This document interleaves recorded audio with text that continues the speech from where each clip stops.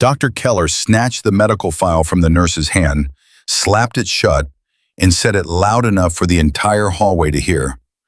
"I don't care what that girl's father thinks he saw. She is paralyzed. She will stay paralyzed. And the next person who brings me some theory about a miraculous recovery is going to find themselves looking for a new job by Monday morning."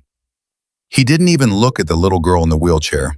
He just walked away, and nobody said a word. If this story moves you, please subscribe to our channel and follow along until the very end.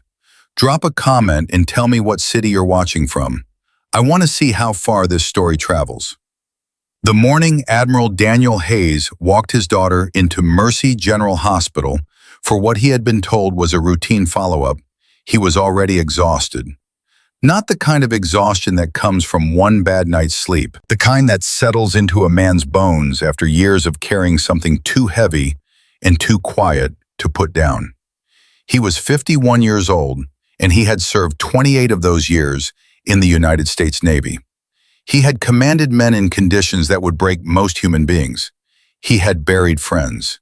He had made decisions in the dark that he would carry to his grave. But nothing, not one single moment of his military life, had prepared him for the weight of pushing his 9-year-old daughter's wheelchair through a hospital corridor while she stared at the floor and said nothing. Lily Hayes had stopped talking much over the past 6 months. That was the part that scared Daniel more than anything in her chart. The doctors had their explanations, their clinical language, their percentages and probability scales. They talked about her neurological condition the way engineers talk about a bridge with a structural flaw, with detachment, with precision, and with a kind of finality that left no room for argument. Congenital, non-progressive in terms of further deterioration, but non-reversible. Those were the words that had been handed to Daniel across a total of 7 different desks in 4 different hospitals by 11 different specialists over the past 3 years. He had stopped counting after 11. What he had not been able to stop counting was the number of mornings Lily had woken up and asked him, in her small, careful voice, whether today might be different, whether maybe today her legs would work. He had learned, through the slow and painful education of fatherhood, to answer that question without lying and without destroying her. It was the hardest thing he had ever learned to do. Lily's hair had been one of the first things people noticed about her when she was younger. It had been thick and dark, almost black, and it fell past her shoulders in waves that her mother used to braid on Sunday mornings. Her mother, Elena, had died 4 years ago, 2 days after Lily's 5th birthday, in a car accident on Route 17. After that, Daniel had learned to braid hair. He had watched videos. He had practiced on a doll. He had gotten better, slowly, the way he got better at everything, by refusing to stop trying. But over the past year and a half, the braiding had become more difficult for a different reason. Lily's hair had been falling out. Not all at once, not in dramatic clumps, but steadily, quietly, the way sand slips through a crack you can't quite find. Daniel had mentioned it to 3 different doctors. The first had told him it was stress-related and suggested a pediatric therapist. The second had said it was a side effect of one of her medications and adjusted the dosage. The third, and this was the one that had kept Daniel awake more nights than he could count, had simply written in his notes, "Hair thinning, non-clinical significance," and moved on. Non-clinical significance. Daniel had stared at those 3 words in a printed report for so long that they had stopped looking like English. He didn't know what was causing his daughter's hair to fall out. He didn't know if it mattered. He didn't know if he was right to keep pushing, to keep asking, to keep showing up at hospitals with his jaw set and his hands folded carefully in his lap so that he wouldn't say something that would get him thrown out. He was an admiral. He was trained to command. And yet in every single one of these rooms, he felt like a man standing in water that was slowly rising, with no higher ground in sight. The check-in nurse at Mercy General that morning was efficient and kind and told him Dr. Keller would be with him shortly. Daniel thanked her. He positioned Lily's wheelchair near the window in the waiting area, not because the view was anything remarkable, but because Lily liked natural light. She had told him once, in one of her quiet, precise 9-year-old observations, that being inside too much made her feel like a plant that wasn't being watered. He had not forgotten that. He sat beside her and watched her watch the pigeons on the window ledge outside. "Dad," she said without turning her head. "Yeah, Bug. Do you think they know they can fly? Like, do you think they actually know that's what they are? Or do they just do it?" Daniel looked at the pigeons. He thought about the question with the seriousness it deserved, because that was the only way to answer Lily's questions. She always knew when you were giving her half of yourself. "I think they just do it," he said. "They don't have to think about it. It just happens." Lily was quiet for a moment. Then she said, "I think about it every time." He didn't answer. He reached over and put his hand on the armrest of her wheelchair, close to her hand but not touching it, because she had been particular about that lately, about when she wanted contact and when she needed space. He was learning that too. Dr. Keller arrived 14 minutes later. He was a tall man, broad across the shoulders, with gray threading through his hair in the way that, on some men, communicates authority, and on others communicates that they've stopped paying attention. With Dr. Keller, it was the second. Daniel had met him twice before and had come away from both encounters with the specific and grinding feeling that this was a man who had decided, somewhere along the way, that his diagnosis was always the final word. The appointment lasted 22 minutes. Daniel had timed them all, eventually.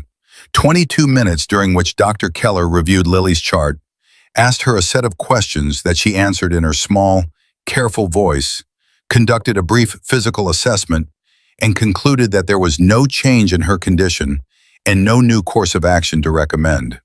He said the word stable 4 times. He said the phrase as expected twice. He said her name once, and he said it while looking at his clipboard. When Daniel mentioned the hair loss again, and he mentioned it the way you mention something you've mentioned before and been dismissed before, carefully, not quite pleading but somewhere in the vicinity, Dr. Keller had barely looked up. "We've addressed that," he said. "You adjusted her medication 8 months ago," Daniel said. "It hasn't stopped." "These things take time, Admiral Hayes. The body adjusts at its own rate. She's losing more now than she was 8 months ago." Dr. Keller clicked his pen and wrote something in the chart. Daniel did not know what he wrote. He knew that whatever it was would feel, to whoever read it later, like the matter had been handled. "I'll make a note," Dr. Keller said. "We'll monitor it." Monitor it. Daniel sat very still.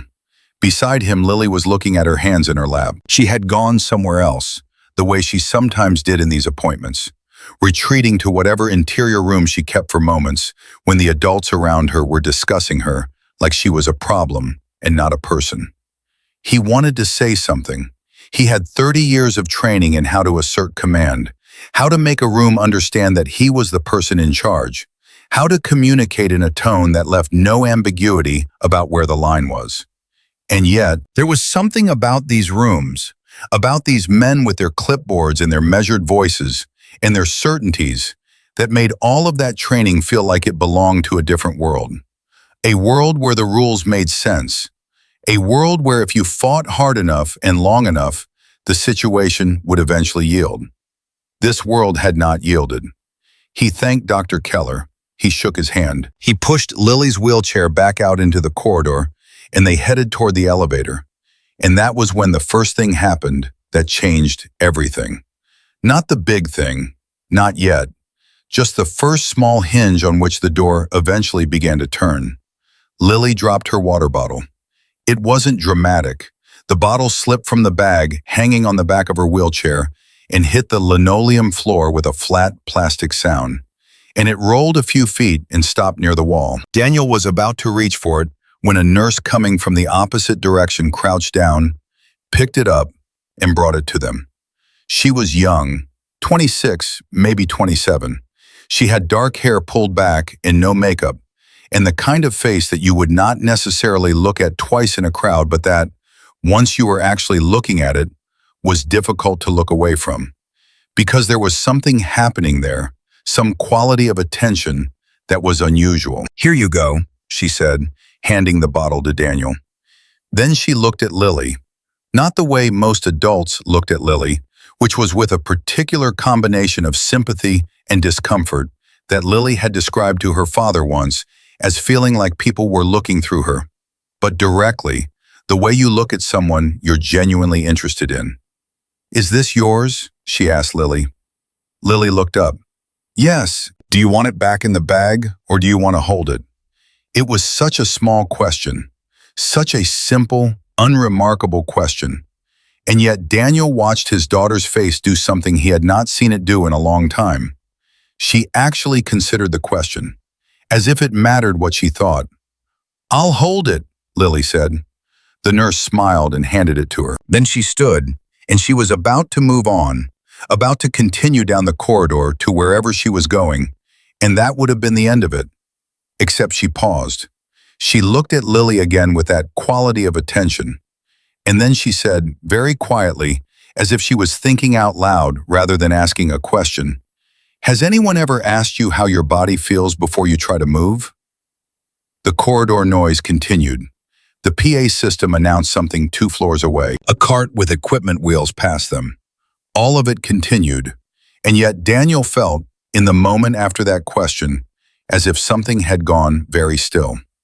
Lily was looking at the nurse with an expression he could not name. "What do you mean?" Lily asked. "Like," the nurse said, and she crouched down slightly so that she was closer to Lily's level. Not condescending about it, just adjusting. "Before you try to pick something up or move your arm or anything, do you feel anything first? Like a warning or a heaviness or something that happens right before?" Lily's mouth opened slightly. Daniel watched his daughter's face. "It feels like waiting," Lily said. "Like my body is waiting for something to tell it it's okay." The nurse nodded, very slowly. "And does the signal ever come?" "Sometimes," Lily said, "in my arms, not in my legs."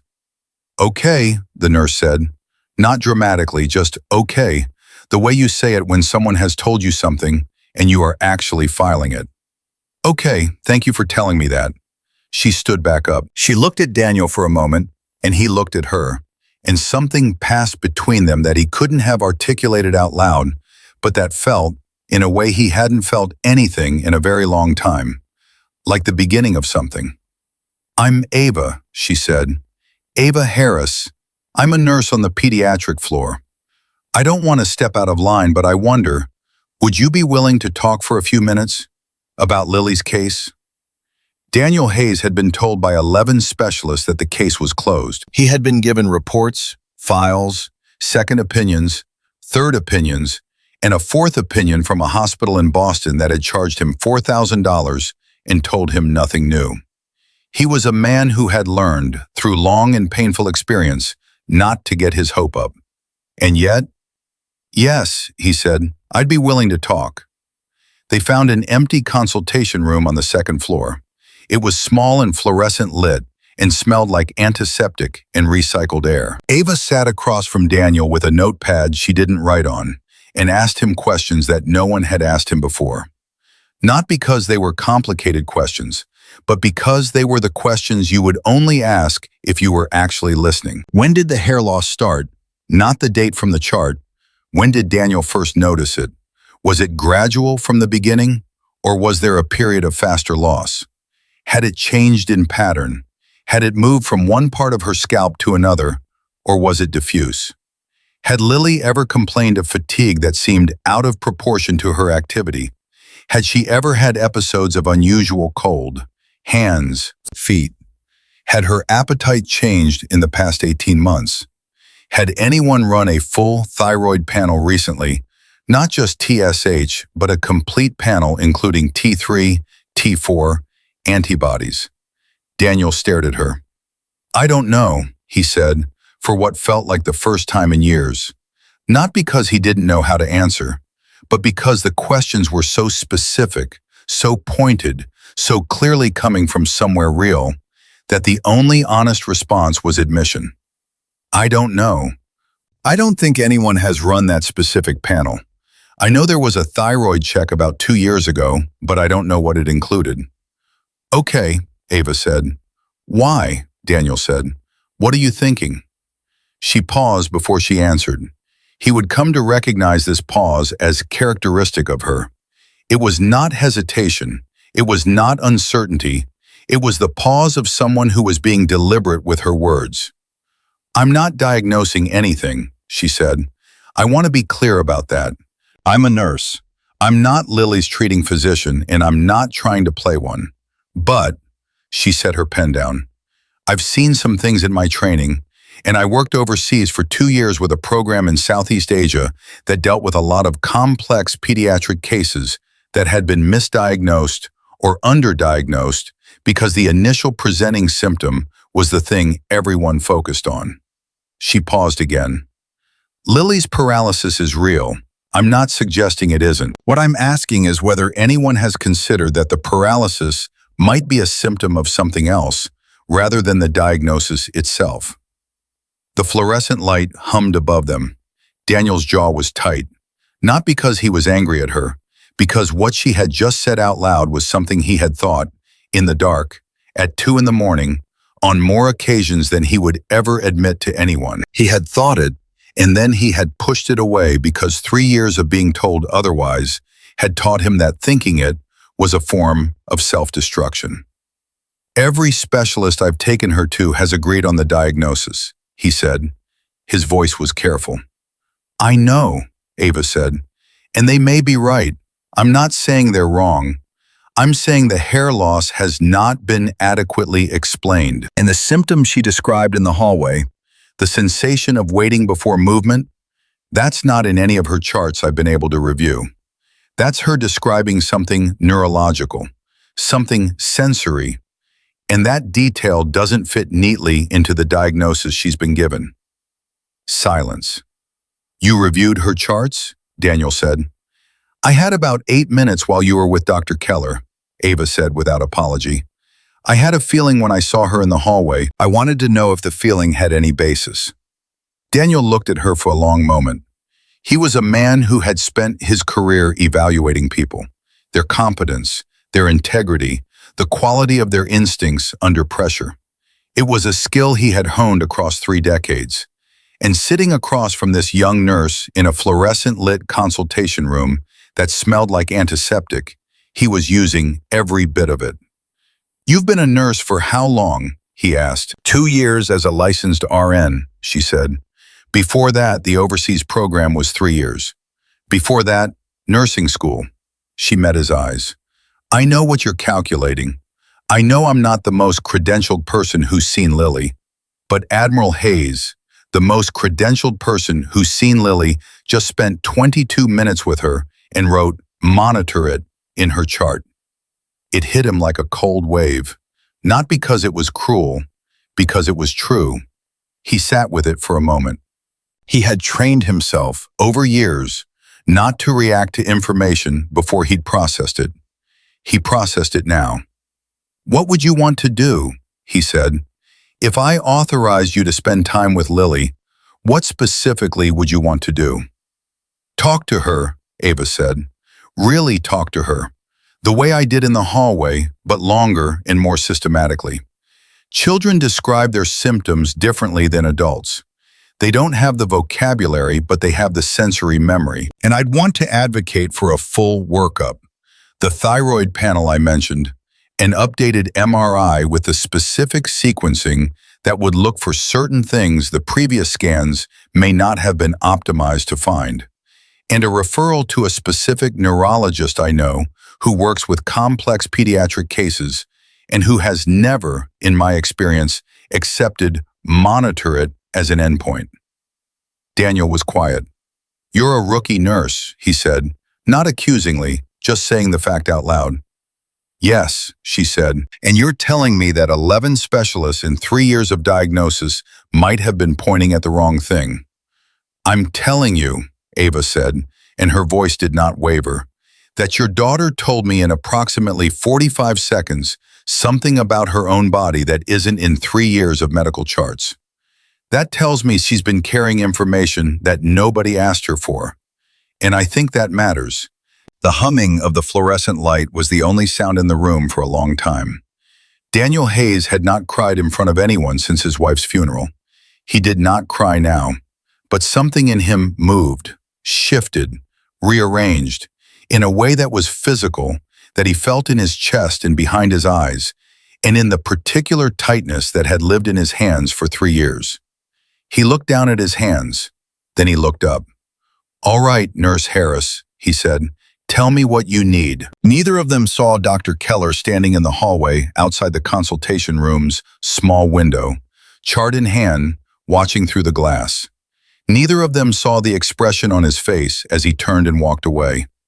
Neither of them knew, in that moment, what that expression meant.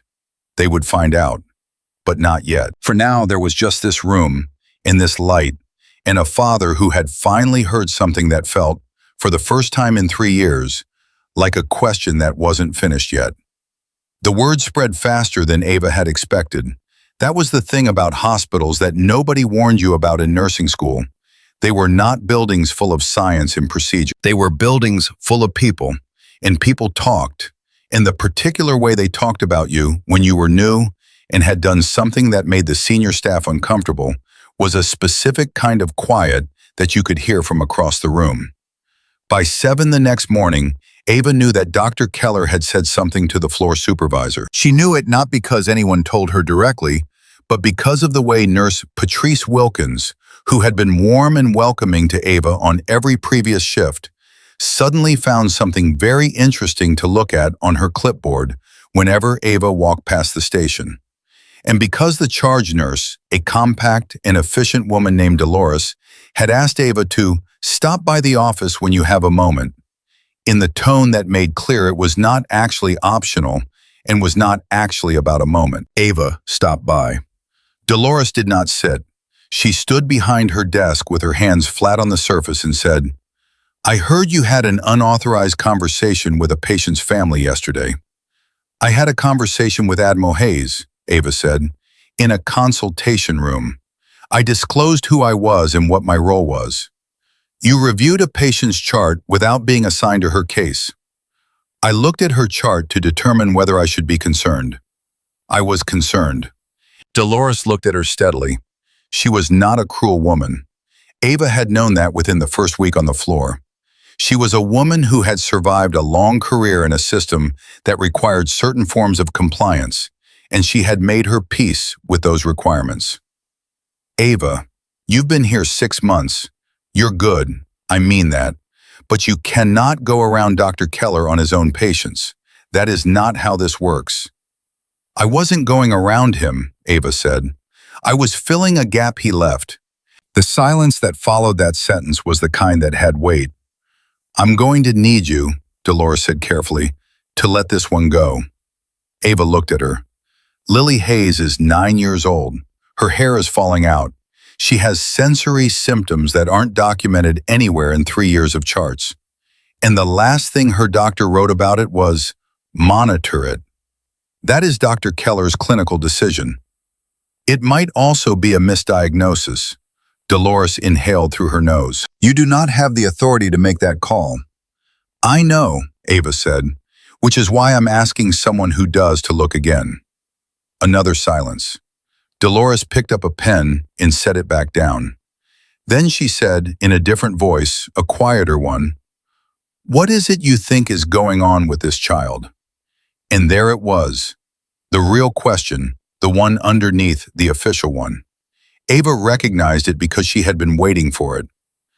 "I think the paralysis might be secondary," Ava said. "I think something systemic has been presenting in a way that got labeled and filed, and nobody went back to question it. The hair loss, the sensory patterns she described, possible fatigue, possible cold intolerance. I want to know if anyone has done a full autoimmune panel, a complete thyroid workup.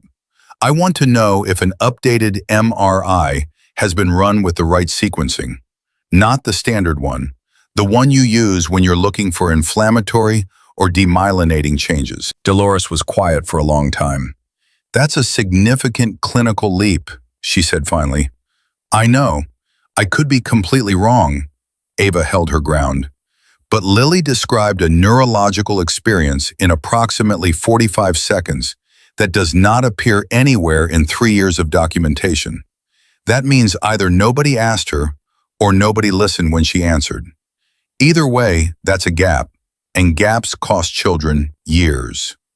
Dolores put the pen down again and looked at the door, then back at Ava.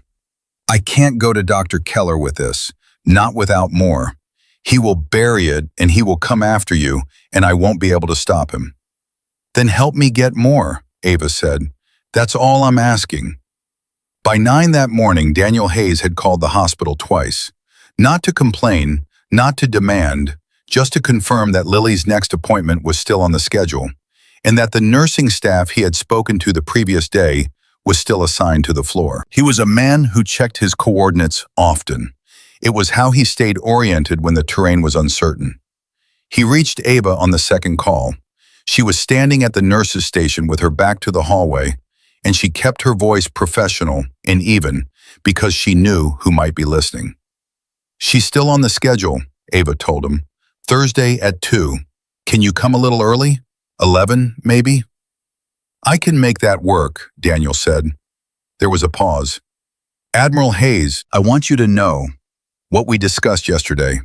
I'm not backing away from it, but I need you to understand something before we go further. Go ahead. What I'm suggesting is going to upset people. The people who are upset are going to have more institutional authority than I do. If you want to push this, you're going to need to be the one who ultimately pushes it. I can give you the information. I can be in your corner, but I can't be the one who carries it because they'll pick me up and move me out of the way the moment it becomes inconvenient. Another pause, this one longer. I've operated in hostile territory before, Nurse Harris, Daniel said quietly. I know how to pick my support team. Ava almost smiled. Then I'll see you Thursday at 11. What she didn't tell him was that she had spent the previous night going through every publicly available case study she could find on pediatric presentations of autoimmune thyroid disease with secondary neurological involvement. She had a specific paper from a Norwegian research team published 18 months ago that described 4 cases of children with initial diagnoses of congenital paralysis that were later found to be downstream effects of an autoimmune cascade that nobody had caught because nobody had been looking for it. 4 children, all between the ages of 6 and 11, all of whom had, at some point in their records, notations about hair thinning that had been attributed to stress or medication. She had printed the paper at the nurse's station at 6 in the morning and folded it into her scrubs pocket, and it had been there all day, a small and significant weight against her ribs. Thursday arrived the way important days sometimes do, unremarkably, without fanfare, with the same gray morning light and the same hospital sounds and the same smell of antiseptic and coffee that every other day had. Lily arrived at 10:58 in her wheelchair, and this time she was wearing her hair down, such as it was. It was thinner than Ava had noticed in the hallway, now that she was looking closely. On the left side, above the ear, there was a section that was noticeably sparse, the skin of the scalp showing through in a way that someone who loved this child must have looked at and felt something sharp and helpless every single morning. Daniel pushed the chair. His jaw was set, his posture military correct, but his eyes were the eyes of a man who was trying very hard not to want something too much, in case wanting it made it more destructible. Ava took them to a small room she had reserved. Not a consultation room, just a quiet corner of the pediatric floor with enough space and natural light, because she had remembered what Daniel had said about Lily and plants needing water. She sat across from Lily without a clipboard. Hey, she said. Hey, Lily said. Do you remember what we talked about in the hallway? Lily nodded. About waiting. Yeah, I want to talk more about that if it's okay with you. Can we do that? Lily looked at her father. He gave her a small nod. She turned back to Ava. Okay. What followed was the most important 40 minutes Ava had spent in her professional life so far. though she would not fully understand that until much later. She asked Lily questions the way you ask a 9-year-old questions, sideways, gently, without clinical framing, letting the child lead. She asked about what her arms felt like in the morning versus the afternoon. She asked whether cold weather made anything feel different. She asked about headaches, about tired eyes, about whether Lily ever felt like her brain was working slower than she wanted it to. She asked about the hair loss. Had Lily ever felt anything on her scalp? Tingling? Tenderness? And Lily answered. She answered with the particular precision that some children have, the ones who have spent a lot of time being quiet and observant because the world has not always given them better options. She said her scalp sometimes felt tight. She said in the mornings, before she was fully awake, she sometimes had the feeling that her legs were just asleep, the regular kind of asleep, and that for a few seconds she almost believed she could move them. And then she woke up all the way and the feeling went away. She said her hands got cold first, even indoors, even in summer. She said she was tired a lot, but that she didn't like to tell her dad because he already worried. That last part landed in the room and did not leave. Daniel sat very still. He was looking at his daughter with an expression that Ava recognized from the faces of parents who had just learned. Not that something was wrong with their child, but that their child had been protecting them. It was a specific kind of being undone. "Lily," he said carefully, "why didn't you tell me about the tired?" Lily shrugged with one shoulder. "Because you have that face." "What face?" "The one where you're already carrying too much, and I don't want to add more." The room was completely silent. Daniel pressed his lips together. He looked at the ceiling for 2 seconds, then back at his daughter. "Baby," he said, "I was built to carry things. That's literally what I do." "I know," Lily said, "but you look tired too, Dad." Ava let the moment sit. Some moments needed to sit. Then she said quietly, "Lily, I need to ask you something, and I want you to know that there's no wrong answer. When you said you felt like your legs were just regular asleep, in the morning, before you woke up all the way, does that happen a lot?" Lily thought about it. "Most mornings." Ava nodded. She kept her face calm. On the inside, something was moving fast. The sensation Lily was describing was not consistent with a complete congenital absence of neurological function. It was not consistent with the diagnosis on her chart. If she truly had no functional neurological pathway in her lower limbs, she would not be experiencing phantom-adjacent sensory events in that specific, regularly occurring pattern. What she was describing was a nervous system that was not absent, a nervous system that was suppressed, interrupted, under assault from something. The paper in Ava's pocket suddenly felt like it weighed 10 pounds. She finished the session calmly. She thanked Lily and told her she had been incredibly helpful. She told Daniel she wanted to speak with him privately for a moment, and she walked him 3 steps into the hallway and said, in a low and measured voice, "I need to ask Dr. Keller to order a specific set of tests, and I think he is going to say no." Daniel's eyes sharpened. "Then we go above him." "That's one option. The other option is getting a second physician to review and request the tests independently, which takes longer but is harder to block." She paused. "There's also a third option." "What's the third option?" "You ask for the tests yourself.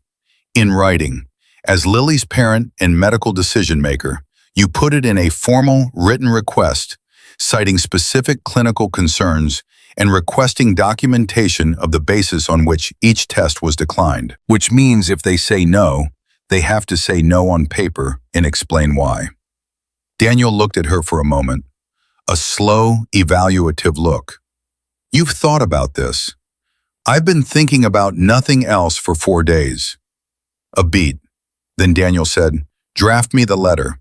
She had it ready. She had written it the night before, printing it from her personal laptop, not the hospital system. It was 2 pages, clearly cited, formal in structure but specific in its clinical language. She had not signed it. She couldn't. Professionally, she was not the treating physician.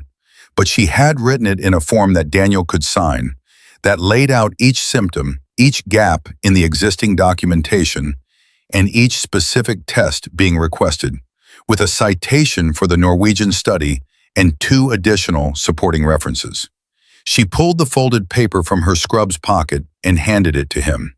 He looked at it. He looked at her. "You prepared this before you knew whether I'd agree," he said. "I prepared this because Lily told me her legs feel asleep every morning, and that's not in her chart." Daniel took the paper. He read it standing in the hallway, in the way military men read important documents, completely, carefully, without rushing, without expression. When he reached the end, he folded it back along its creases and held it in his hand. "I'll have this submitted by close of business today," he said. Ava nodded. "And if Keller retaliates against you?" "Then he retaliates," she said. "That's a problem for later." She went back to her shift. She changed a dressing, helped a 7-year-old named Marcus navigate the terrifying experience of having his IV repositioned, answered 3 call lights, ate half a granola bar standing up at the nurse's station, and tried to look like a person who had not just potentially torched her early career on a hunch about a 9-year-old girl she had met in a hospital corridor 4 days ago.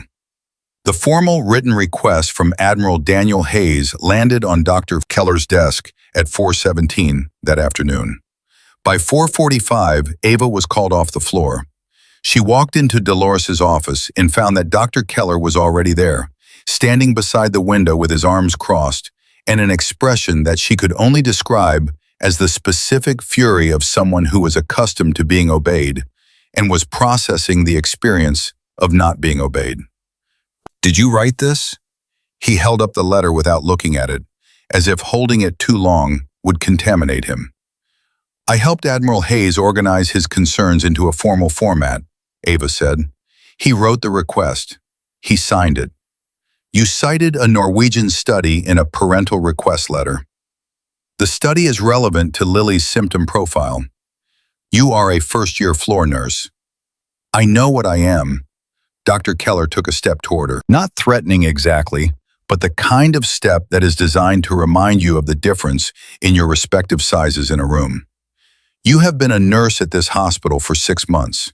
You have decided in those 6 months that you know better than a board-certified pediatric neurologist what is wrong with a patient I have treated for 3 years. Do you understand how that sounds?" "It sounds like a patient's parent asking for tests," Ava said. "That's all it is. It is you using a patient's parent as a weapon against my clinical authority. It is a father asking questions about his daughter's hair falling out and being told for the 3rd time to wait and see." The room was very still. Dolores was not looking at either of them. She was looking at a point on the wall that she had chosen as her neutral ground.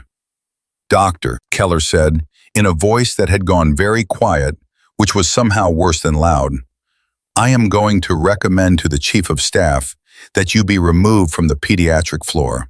I am going to recommend that your conduct be reviewed, and if that review finds what I believe it will find, which is a pattern of overstepping your scope of practice, your contract at this hospital will not be renewed."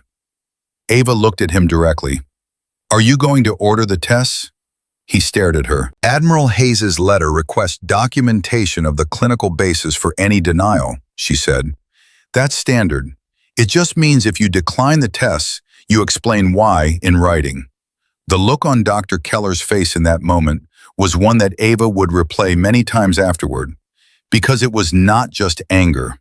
Underneath the anger was something else, something she had not fully anticipated. It was the expression of a man who had just registered. On some level, he was not ready to acknowledge that he might be standing on uncertain ground. It was the particular fury of someone who is afraid they are wrong. He dropped the letter on Dolores's desk and walked out without another word. The door didn't slam. That was almost worse than if it had. Ava stood in the silence. Dolores finally looked at her. She picked up the letter. She read it. She read it the way you read something when you already know it changes things, but you're not yet certain by how much.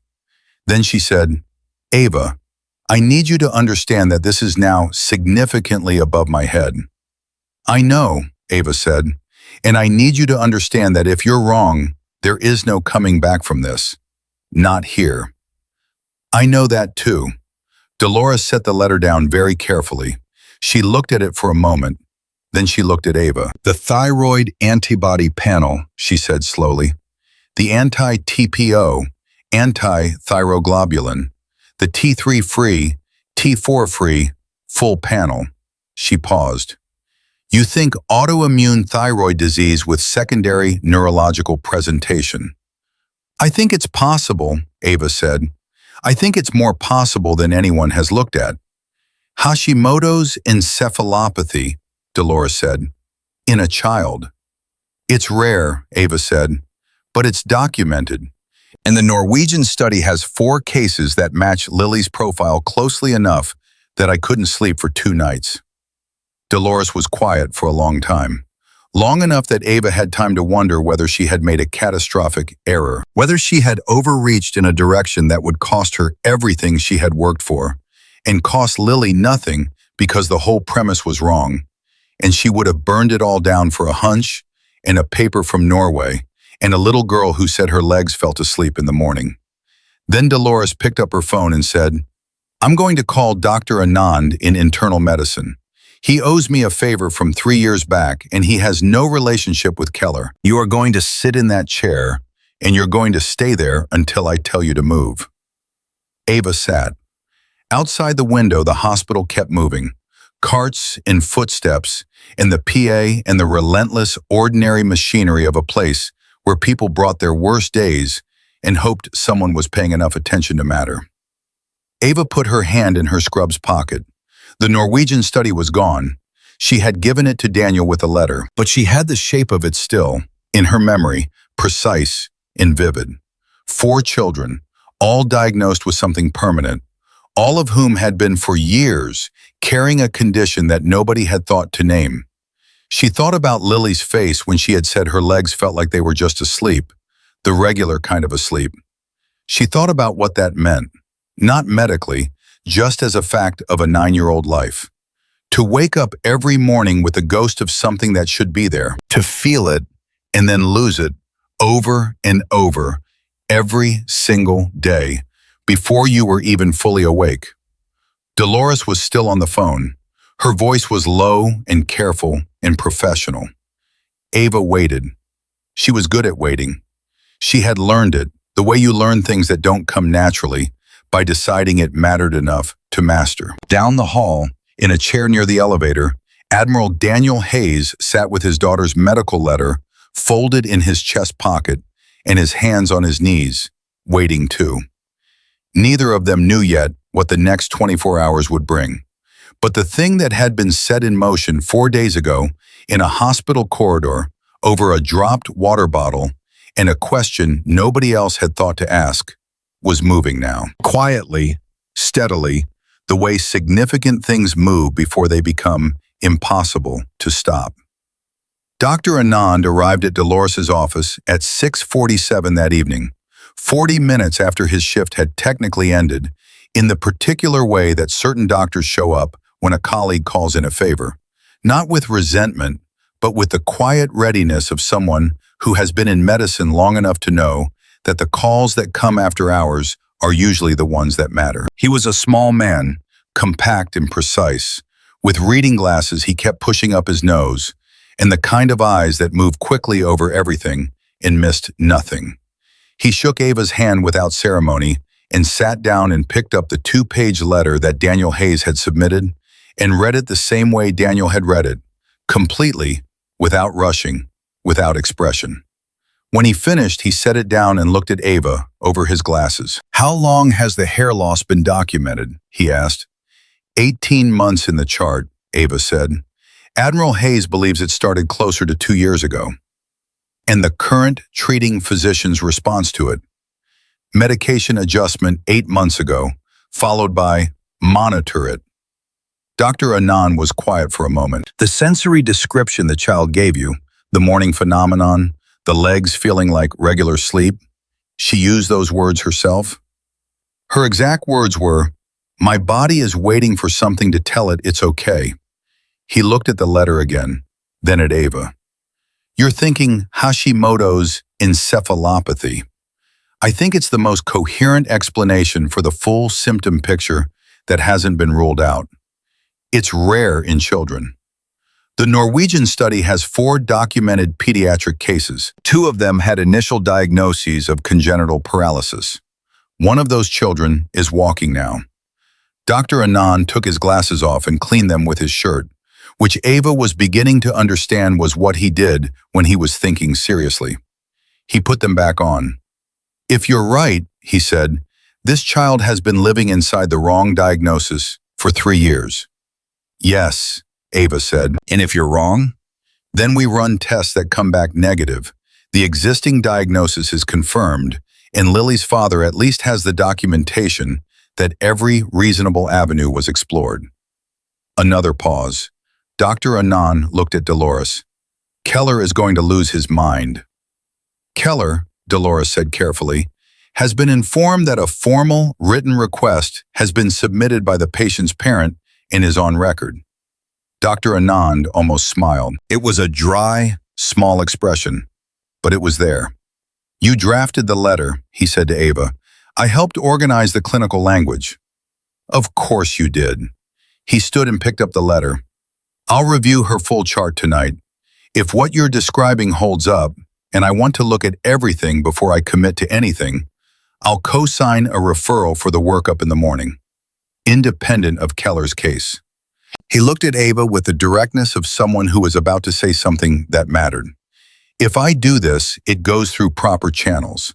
I'm not going rogue, and I'm not going to war with another physician's team without clinical basis. That means the chart has to support it. It will, Ava said. He looked at her for one more moment, the kind of look that takes a full measure of a person. You've been a nurse for 2 years, he said. Yes, you spent 3 years before that in Southeast Asia. Vietnam and Cambodia, Pediatric Complex Care Program. And in that program, he said, you saw cases like this. Ava hesitated for just a second. I saw a 7-year-old boy in Hanoi who had been labeled non-functional for 4 years.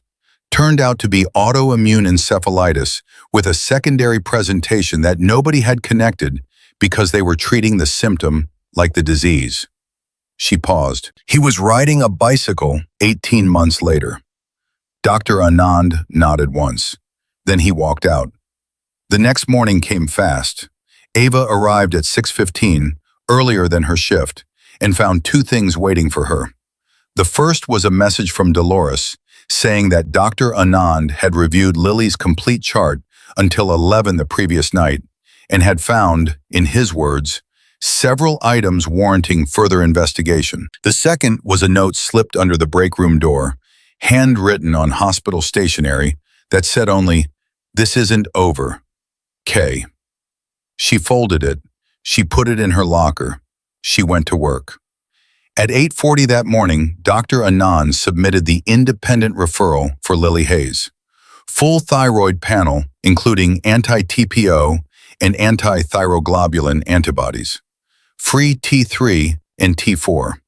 Updated MRI with flare sequencing, specifically optimized for detecting white matter changes. Cerebrospinal fluid analysis referral pending MRI results. And a consultation with Dr. Patricia Osei, a pediatric neurologist at the University Hospital 15 miles away, who specialized in autoimmune neurological conditions in children, and who Dr. Anand had trained under 20 years ago. By 9:15, Dr. Keller had been notified. Ava was in the middle of morning rounds when Patrice Wilkins appeared at her elbow and said, very quietly, "Keller just came out of the Chief of Staff's office. He looked like someone had hit him with something heavy." Ava kept moving. "Is the referral going through?" "It's already in the system," Patrice said. Anand pushed it before Keller could get to anyone. A pause. "Ava, whatever you started, it's real now. It's in the official record. You can't take it back." "I don't want to take it back," Ava said. Patrice was quiet for a moment. Then she said, "For what it's worth, I looked at that kid's chart this morning after I heard what was happening. You're not wrong to be asking these questions. I should have asked them myself a long time ago. That landed differently than a compliment would have, because Patrice wasn't praising her. She was confessing something. And the weight of that admission said more about how broken the system was than anything else had. Daniel received the call about the referral at 9:42. He was at his kitchen table with a cup of coffee he hadn't touched, and Lily's medical binder open in front of him. The same binder he had been adding to for 3 years. Every report, every appointment summary, every test result filed in chronological order with the same precision he applied to operational dossiers. He picked up on the first ring. The referral went through, he said. This morning, Ava told him. Dr. Anand is the requesting physician. It's official, and it's in the record. Daniel was quiet for a moment. When he spoke again, his voice had that particular texture of a man who is keeping himself very composed around something that is threatening not to be contained. When can they see her? Dr. Osei's office will call you directly. Given the nature of the referral, I'm hoping within the week, but I can't guarantee that. What do I do until then? You keep doing exactly what you've been doing, Ava said. You show up, you ask questions, you document everything. A pause. Ava, he used her first name and she noticed. If this is what you think it is, if the tests come back and you're right, what does that mean for her, for Lily, in real terms? It was the question that lived underneath all the clinical language, the question that all of this had really been about from the beginning. I don't want to give you numbers or outcomes before we have data, Ava said carefully. What I can tell you is that autoimmune conditions, when they are identified and treated, have a different trajectory than congenital structural conditions. They are not necessarily permanent. They respond to treatment. The nervous system, especially in children, especially at Lily's age, has a degree of plasticity that... She stopped. She made herself slow down. I can tell you that there is reason for a kind of hope that the current diagnosis does not allow for. The silence on the other end of the line was the most specific silence she had ever heard. It was the silence of a man who had been carrying something for 3 years in a house with no windows, and someone had just told him there might be a door. I'll be waiting for Dr. Osei's call, Daniel said. So will I, Ava said. Dr. Osei's office called Daniel at 2:17 that afternoon. The appointment was scheduled for the following Tuesday. 4 days. When Daniel told Lily, she looked at him for a long moment with her particular, careful expression and then said, Is this because of Ava? Daniel said, Yes. Lily nodded slowly. She listened like she actually wanted to know the answer, she said. Most people ask me questions, but they've already decided what the answer is. Daniel didn't say anything. He put his hand on her shoulder, and she let him, and that was enough. But Tuesday was still 4 days away, and Tuesday turned out to be much farther than 4 days. Because on Saturday morning, Dr. Keller called an informal clinical review meeting. Not a formal disciplinary proceeding, nothing that required official HR documentation or union notification. Just a meeting. An informal gathering of the pediatric floor's senior clinical staff, plus the chief of staff, a man named Dr. Warren Lyle, who had been running this hospital for 14 years, and who had, in those 14 years, developed the specific skill set of someone whose primary job was to prevent things from becoming problems. Ava was not invited. She found out about the meeting because Patrice texted her at 7:48 Saturday morning with 3 words. They're meeting now. She stood in her apartment and looked at the text for 10 seconds. Then she called Dr. Anand. He picked up on the 3rd ring. I know, he said before she could speak. I'm on my way in. Can they reverse the referral? They can try, but it's in the system and it's documented, and reversing a referral that's already been transmitted to an outside physician for clinical reasons requires justification that goes on record. If they pull it, I will want to know what clinical justification they provide. His voice was measured, precise. Come in. Come in and do your job, and let me handle the meeting. She came in. She did her job. She changed dressings and administered medications and talked to a 12-year-old named Sophia who was terrified about her upcoming surgery and spent 20 minutes making her laugh about something that had nothing to do with medicine. She did her job the way she always did it, completely, because that was who she was, and because the moment she stopped doing it completely was the moment she gave someone a legitimate reason to question her. The meeting ended at 10:15. Patrice materialized beside her at 10:20 with the update delivered in the undertone of someone passing critical intelligence in a hallway. They can't reverse the referral without documentation. Keller tried to frame it as scope of practice overreach on your part, but Anand had the letter from Hayes, which is a parental request. And nobody can block a parental request without going on record. Lyle told Keller the referral stands. Ava exhaled once. But, Patrice said, and the way she said that word was a specific kind of but, the kind with real weight on the other side of it. Keller got something else. You are officially not to have any further direct clinical contact with Lily Hayes. Not in any capacity. Not as treating nurse, not as support staff, not informally. If Lily is admitted, you are to be reassigned. If you are on the floor when she visits, you are to have no contact. It goes into your personnel record as a conduct boundary. Ava was still.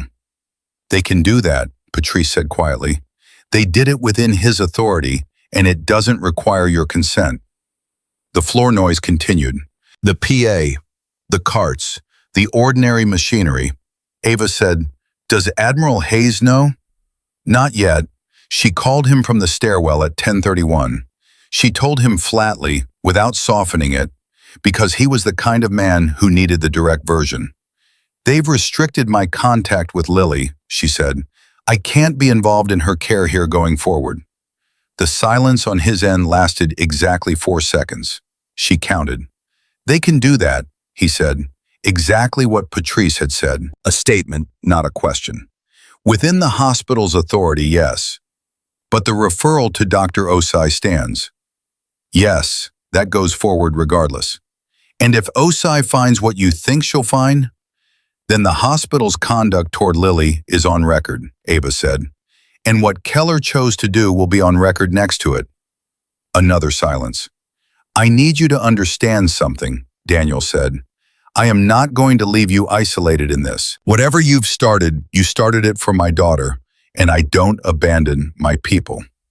The word people hit her somewhere specific. She had been in this mostly alone for 6 days, alone in her reasoning, alone in her certainty, alone in the particular kind of professional terror that comes from betting your career on something that has not yet been proven. Being included in someone's people, by a man who did not use that word lightly, was not nothing. Thank you, she said. And then, because she meant it, take care of her until Tuesday. Tuesday arrived. Daniel drove Lily to the university hospital himself, the two of them in his truck. Lily in the back with her legs braced, asking him questions about the highway interchanges the way she always did on long drives, because she liked to understand how things connected. He answered all of them. He turned the music low and answered every question. Doctor. Patricia Osei was 53 years old, Nigerian-American, with natural hair going silver at the temples, and the manner of someone who had been doing the most important work of her life for long enough that she didn't need to perform it for anyone. She shook Daniel's hand. She crouched down and shook Lily's hand. She said, I hear you've been carrying a lot of information that people haven't been asking for. Lily looked at her with surprised eyes. That's exactly it, she said. Then let's start from the beginning, Dr. Osei said. And this time, I'm going to write down everything. The appointment lasted 2 hours and 17 minutes. It was the longest clinical appointment Daniel had ever sat through, and also the only one in 3 years during which he did not once feel like he needed to fight for the room's attention. Dr. Osei asked Lily questions, wrote the answers down, asked follow-up questions, requested Daniel fill in timeline details, examined Lily with a thoroughness that was almost meditative, and then sat back and said, in the tone of someone delivering a professional assessment rather than a verdict, I want to run the full panel that was requested, all of it, today before you leave, if Lily is willing. I'm willing, Lily said before Daniel could respond. Dr. Osei looked at her. The blood draw doesn't bother you? Not as much as not knowing, Lily said. Dr. Osei looked at the child for a moment with an expression that was warm and a little undone, the expression of a specialist who has spent decades fighting for children no one else fought hard enough for, and who recognizes, in certain moments, exactly why she chose this work. The blood was drawn. The MRI was scheduled for Thursday, and then Dr. Osei walked Daniel to the hallway while the nurse finished with Lily and said, I've looked at her chart, the complete chart, everything Anand forwarded. She paused. The diagnosis she's been carrying. I'm not ready to say it's wrong, but I am ready to say it's incomplete, and I need you to understand what that means if the tests confirm what I'm thinking. Daniel's jaw tightened. Say it plainly. If we find what I'm looking for, and I want to be careful, because I don't want to build hope on a foundation before I have the data to support it. But if we find it, then what Lily has been living with for 3 years is not a permanent condition. It's a treatable one. And the treatment protocol, in children her age with the plasticity window still open, can have results that the word recovery does not fully cover. She looked at him steadily. I'm not promising you anything. I am telling you that this question is worth the asking. Daniel Hayes had not cried at his wife's funeral. He had stood at her graveside in his dress uniform and held his 4-year-old daughter in his arms and been exactly what he needed to be, because that was what the moment required, and because the Navy had trained him for years to be what moments required. He was not in his dress uniform now. He was in a hallway of a university hospital, in jeans and a flannel shirt, and the moment did not require anything of him. And his eyes went wet. Just the edges, just for a second. He blinked it away and cleared his throat and said, Thursday for the MRI. Thursday, Dr. Osei confirmed. I'll have preliminary blood results by then. We'll know more. He went back into the room. Lily had a small bandage in the crook of her elbow, and she was examining it with scientific interest. She looked up when her father came in. She looked at his face. Dad, she said, you have the other face. What other face? The one where something happened that you're not sure how to feel about yet. He sat down next to her wheelchair. He looked at his daughter, 9 years old, with her thinning hair and her careful eyes and her precise language and her extraordinary, grinding, daily courage that she carried so quietly that it had taken a rookie nurse 45 seconds in a hospital hallway to see what 3 years of specialists had walked right past. Yeah, he said. Yeah, that's the one. Lily reached over and took his hand. She held it in the way that children hold the hands of their parents when they have decided their parent is the one who needs holding. He let her. Outside the room, Dr. Osei was already on the phone with her research colleague, describing Lily's presentation. Her voice was low and quick, with the specific energy of a scientist who has just seen something that confirms a theory she's been sitting with for a long time. And in a hospital 15 miles away, in a break room on the pediatric floor, Ava Harris sat with her hands wrapped around a cup of coffee that had gone cold, waiting for a call she did not know yet was already on its way. She did not know that when the blood work came back on Thursday morning, the numbers that printed on Dr. Osei's report would be so far outside the normal range that her nurse on duty would stop mid-sentence when she read them and say, quietly, to no one in particular, oh, this poor kid. She did not know yet that the one thing she had been most afraid of, being wrong, was no longer the thing she needed to be afraid of. What she needed to be afraid of was what came next, because the results would not just tell the story of what was wrong with Lily Hayes. They would tell the story of how long it had been wrong. And that story, once it was written in ink in an official report, was going to require the people who had been reading the wrong story for 3 years to answer for it. And not all of them were going to do that quietly. The call came at 7:53 Thursday morning. Ava was on the floor, halfway through morning rounds, when her personal phone buzzed in her scrubs pocket. She didn't recognize the number, but she picked up anyway, stepping into the alcove near the supply closet the way she always did when she needed 30 seconds of quiet. "Nurse Harris," it was Dr. Osei. Her voice was steady and professional, and underneath both of those things was something else. Something Ava recognized as the particular controlled energy of a scientist who is holding a result that has just confirmed the thing they suspected, and the weight of that confirmation is significant. "I have Lily's preliminary blood work." Ava pressed the phone harder against her ear. "Tell me." "Anti-TPO antibodies at 1,480 units per milliliter. Normal ceiling is 35. Anti-thyroglobulin at 920. Free T3 suppressed. Free T4, low normal, barely." A pause. "Her immune system has been attacking her thyroid aggressively, and based on the antibody levels, it has been doing so for a very long time. We're talking years, not months." The alcove was quiet. The hospital noise continued 10 feet away. "The neurological involvement," Ava said, "consistent with what the literature describes for Hashimoto's encephalopathy in pediatric cases," Dr. Osei said. "The MRI is this afternoon. But Ava, these numbers do not happen overnight. This child has been in an active autoimmune cascade for a significant portion of her life.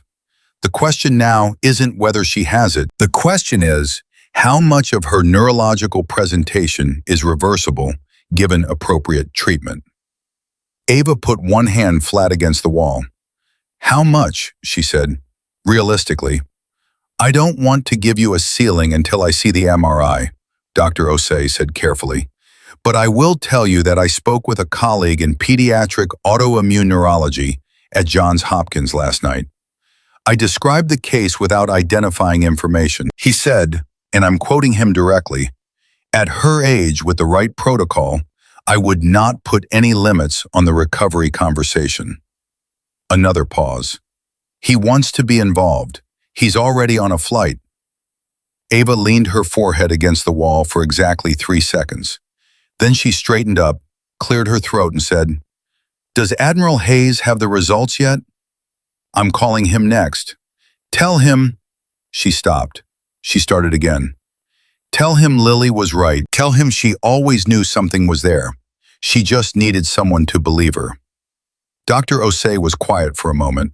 "I'll tell him," she said. "And Ava, you need to understand that what happens next is going to involve a formal review of Lily's treatment history. The numbers in this blood work tell a story about how long this went undetected. That story is going to become a document, and that document is going to land on a lot of desks." "I understand," Ava said. "Are you ready for that?" Ava thought about it for exactly 1 second. "I've been ready since the hallway," she said. She went back to her rounds. She did not tell anyone what she had just heard, because it was not hers to tell. Not yet, not until Daniel had been told, and Lily's team had the full picture. She went room to room and did her job, and carried the information inside her like something that needed to be held carefully until the right moment to set it down. At 8:40, Patrice found her and said in a low voice, "Keller is in early. He's been in his office with the door closed for an hour." She looked at Ava. "Did something happen?" "The blood work came back," Ava said quietly. "It's significant." Patrice stared at her. "How significant?" "Anti-TPO at nearly 1,500. Patrice's face went through several things in rapid succession. She was a 20-year nurse. She knew what that number meant. She knew what it meant in the context of a child who had been sitting in a wheelchair for 3 years with a diagnosis of congenital paralysis, while that number climbed and nobody checked. Her jaw tightened and her eyes went briefly bright, and she turned away and faced the wall for a moment before she turned back. "Okay," she said. Her voice was rough. "Okay. Yeah, Ava said. What do we do? We wait for the MRI this afternoon, and then we let Dr. Osai do what she does. Daniel received the call at 8:57. He was in the truck, parked outside Lily's school, where he had just dropped her off 20 minutes earlier for the first time in 2 weeks because she had asked to go back, and he had said yes because she had asked with that particular tone that meant she was ready. He sat in the parked truck for 4 minutes after Dr. Osai hung up before he started the engine. He called Ava at 9:01. You knew, he said, not accusatory, just a statement. I suspected, she said. The numbers confirmed it. She said the antibody level means it's been going on for years.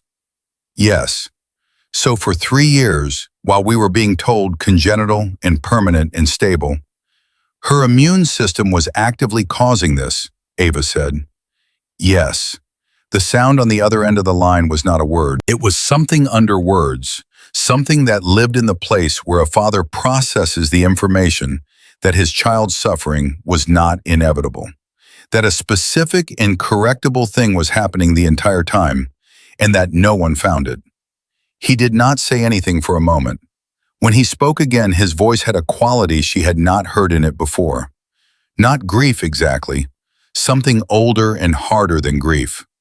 I put my trust in those doctors, he said. I brought her in. Every appointment, every test. I filed every report. I did everything I was supposed to do. You did, Ava said. You did everything right. The system failed her, not you. I should have pushed harder. You pushed as hard as anyone could push against a closed door. You submitted a formal written request. You kept every record. You showed up. Her voice was firm. The failure is not yours. I need you to hear me say that clearly. Another silence. Then, the MRI is at 2. I know. I'll be waiting for Dr. Osei's report. Ava, his voice was quieter now. She asked about you this morning, before school. She asked if you were going to be there when she found out. That hit her somewhere specific and didn't move. Tell her I'm with her, Ava said, even if I can't be in the room. The MRI results arrived at 4:48 that afternoon. Dr. Osei called Daniel first, then Anand, then sent a formal summary to the University Hospital's Pediatric Neurology Department. The flare sequencing had picked up what the previous standard MR had not. Diffuse white matter signal changes consistent with autoimmune inflammatory process. Not structural damage, not congenital absence of function.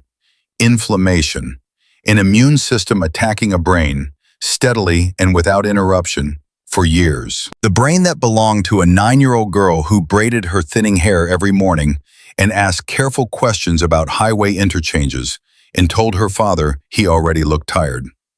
By 5:30, the formal report was in the system. By 5:45, it had been reviewed by Dr. Warren Lyle, the chief of staff. By 6, Lyle had called an emergency department meeting for the following morning. At 6:12, Dr. Keller, who had apparently also received the report, walked off the pediatric floor, got in his car, and drove away without telling anyone where he was going. The night charge nurse, covering the evening shift, noted his departure in the log because it was irregular. She noted it and moved on because there was work to be done and the floor did not pause for irregular.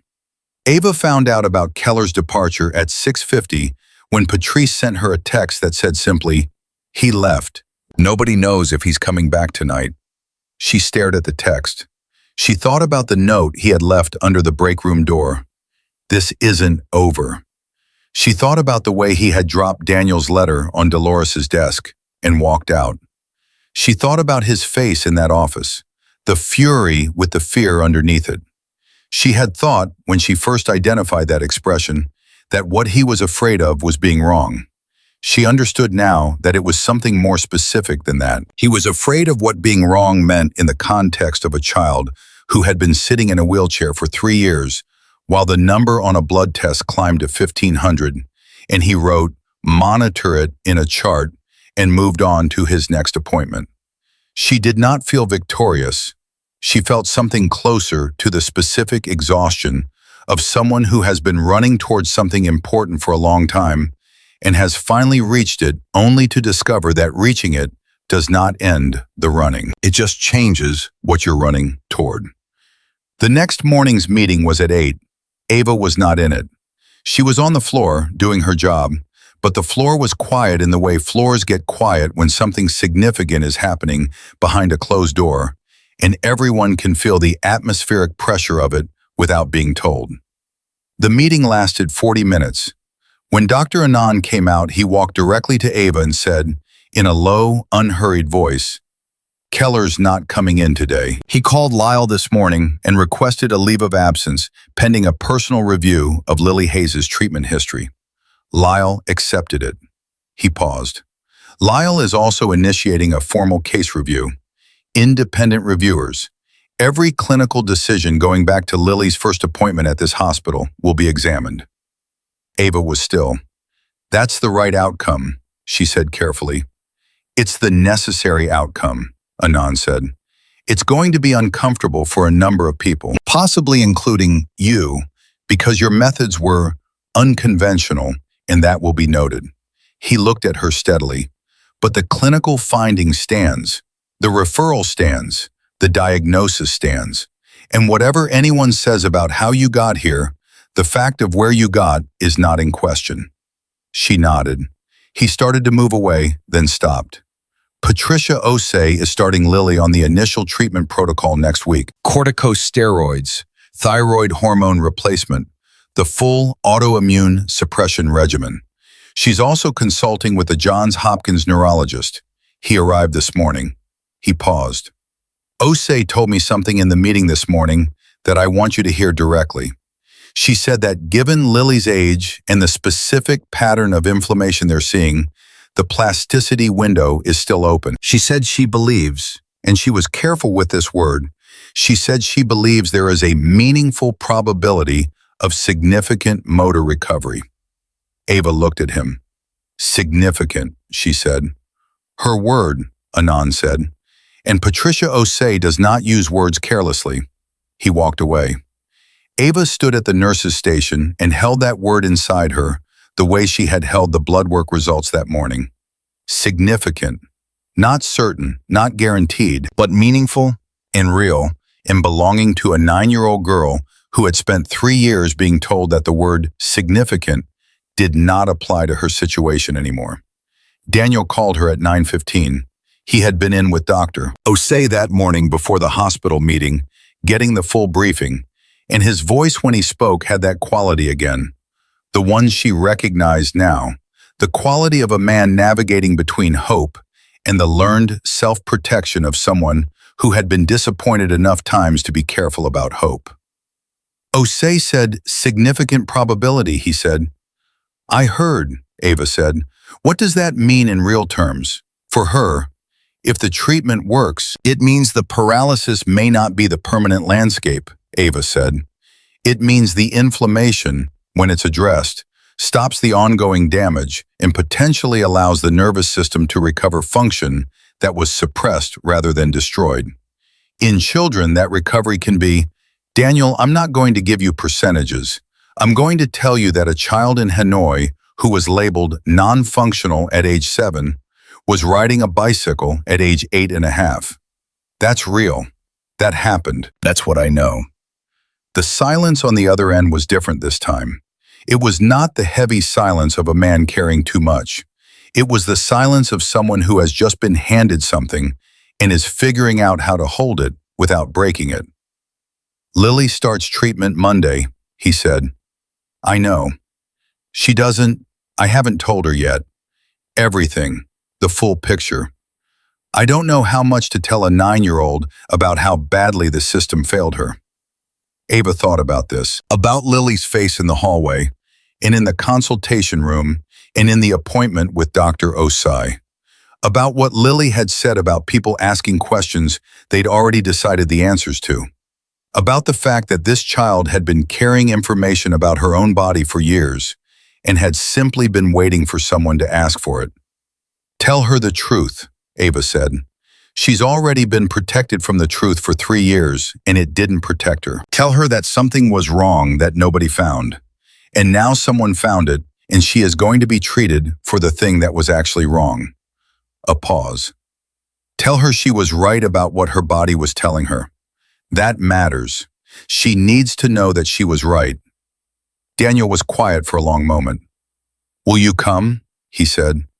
"When we tell her, I know you're restricted from the floor here, but if we're at the university hospital with Osei's team, I want her to hear it from someone who—" He stopped.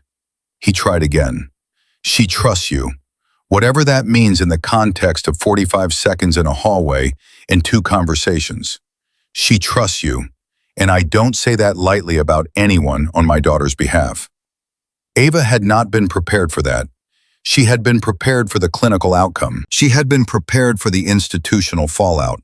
She had been prepared, in her careful and methodical way, for most of the things that could happen as a consequence of what she had started in that hallway 9 days ago.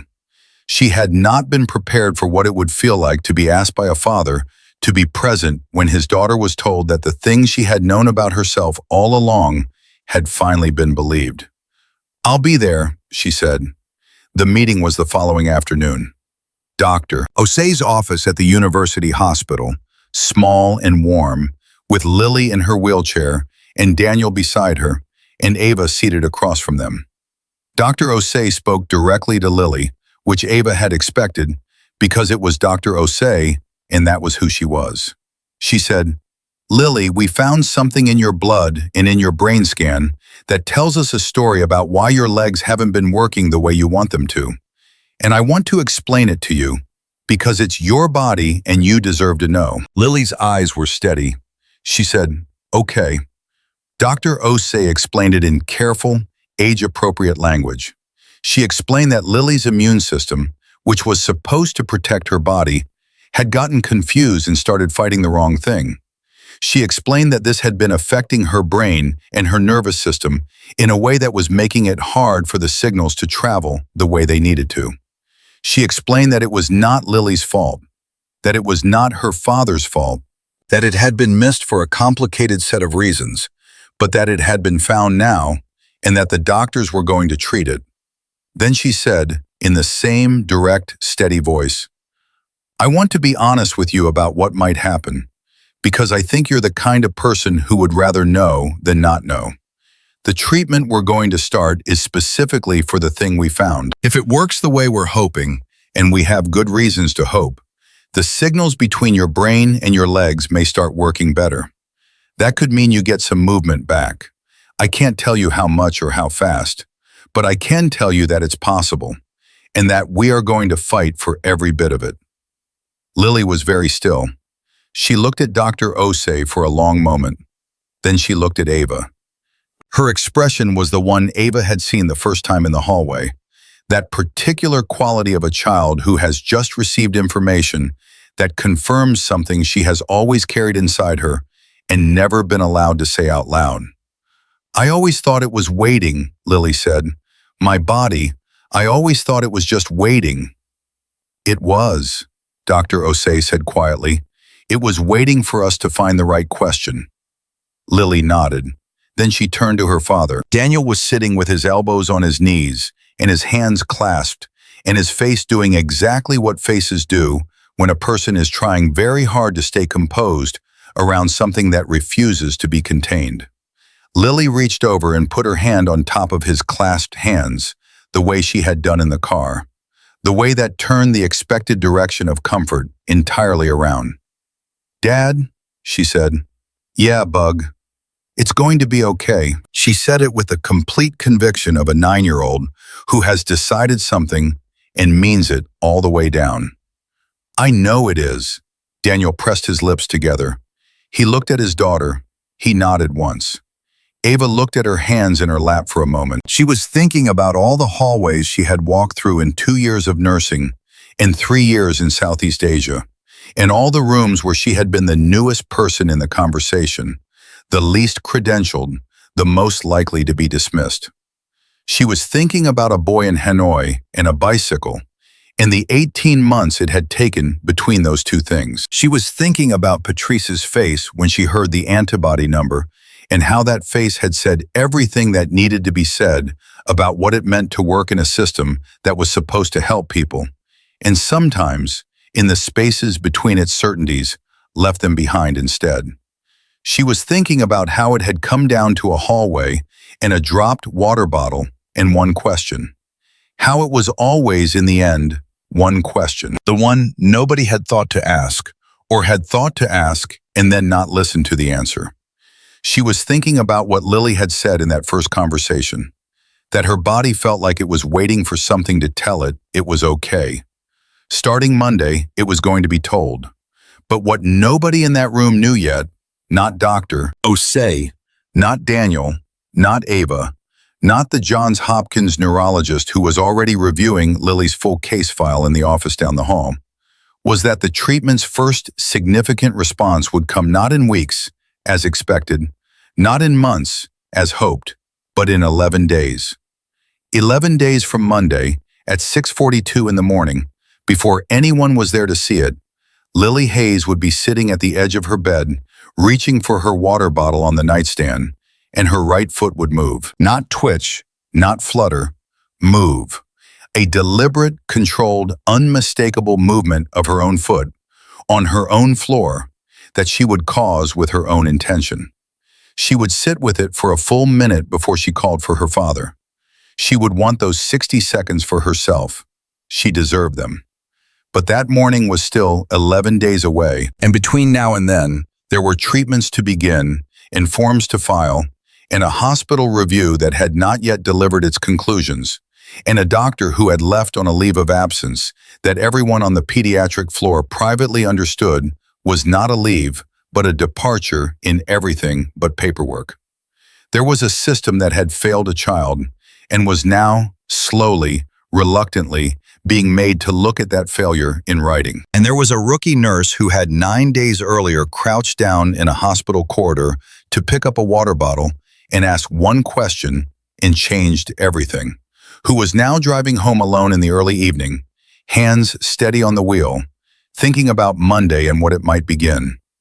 The foot moved on a Tuesday. 6:42 in the morning, 11 days after treatment began, exactly as the story would later be told, though in the moment itself there was no story, no audience, no significance assigned to it by anyone but the 9-year-old girl who caused it to happen, and then sat completely still, staring at her own foot on the floor, breathing in a way that was very careful and very deliberate, as if breathing wrong might undo it. Lily Hayes had woken up the way she always woke up, with that familiar sensation of her legs feeling like they were just regular asleep. The ordinary kind, the kind that belonged to people whose legs worked. She had always lost it within seconds of becoming fully conscious. She had learned not to reach for it. She had learned through years of small and daily heartbreaks that reaching for it made the losing it worse. But that morning she had reached anyway. She had thought about Ava's question, the one from the hallway, the one that had started all of it. Has anyone ever asked how your body feels before you try to move? And instead of waiting for the feeling to go away, she had done the thing she had always been told, in various clinical and gentle ways, that she could not do. She had told her foot to move. And it did. She sat with it for 60 full seconds. She counted them. Then she said, at a normal volume, not yelling, just her regular voice aimed at the hallway, "Dad." Daniel was in the kitchen. He heard it immediately, the particular tone of it, and he was in her doorway in 4 seconds. He looked at her. She was sitting at the edge of her bed, her feet on the floor, her hands in her lap, and she was looking at her right foot with an expression he had never seen on her face before. It was not joy exactly. It was something more primary than joy. It was the expression of someone who has just discovered that a door they had stopped believing existed has been there the whole time, and is now open, and the room beyond it is real. "Watch," she said. He watched. Her right foot lifted, just slightly, just a few inches off the floor, held there for 2 full seconds, and then lowered again with controlled intention. Daniel Hayes went down on one knee on his daughter's bedroom floor and put his forehead against her hands and did not say anything for a very long time. Lily put one hand on top of his head, the way a parent comforts a child, and said, "It's okay, Dad.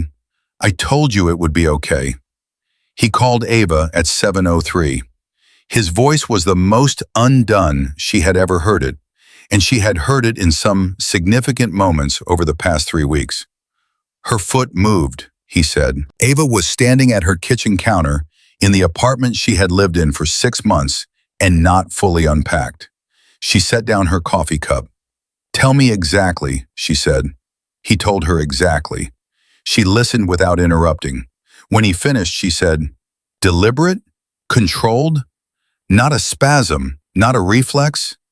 "She lifted it and held it and put it back down," Daniel said.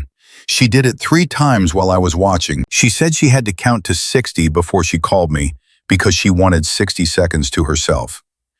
Ava's eyes closed briefly. "That's exactly what she would do," she said. "What does this mean? Clinically, I'm calling OSE at 8, but I need you to tell me what this means right now, in plain language, so I can think straight while I wait." "It means the treatment is working," Ava said. Her voice was steady, even though her hands were not. "It means the inflammation is responding. It means her nervous system is not gone, Daniel. It was never gone. It was buried, and it's coming back up." The silence on the other end was full. 3 years, he said. "I know. She spent 3 years in that chair because nobody ran a blood test." "I know," Ava said again. She let the weight of it stand there between them, without trying to dress it differently, because it deserved to be stood next to without softening. 3 years, a wheelchair, a child who had learned to protect her father from her own tiredness because he already looked like he was carrying too much.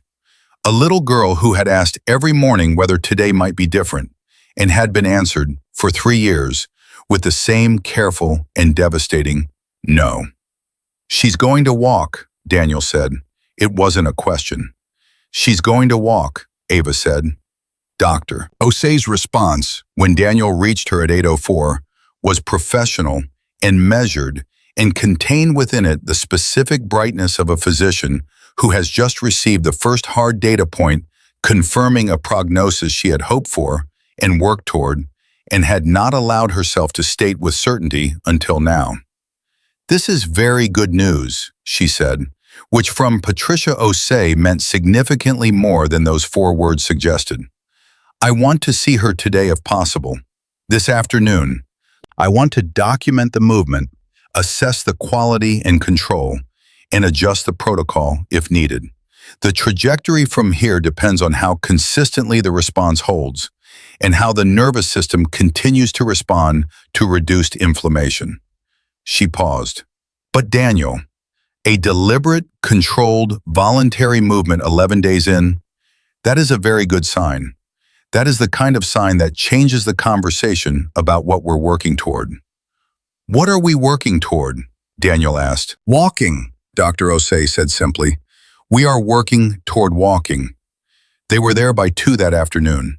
Dr. Ose's assessment took an hour and 20 minutes. She documented Lily's movement range, tested response consistency, checked for any concerning signs in the broader neurological picture, and spent the last 15 minutes simply talking to Lily the way she always did, directly, without talking over her, treating her as someone whose experience of her own body was the most important data in the room.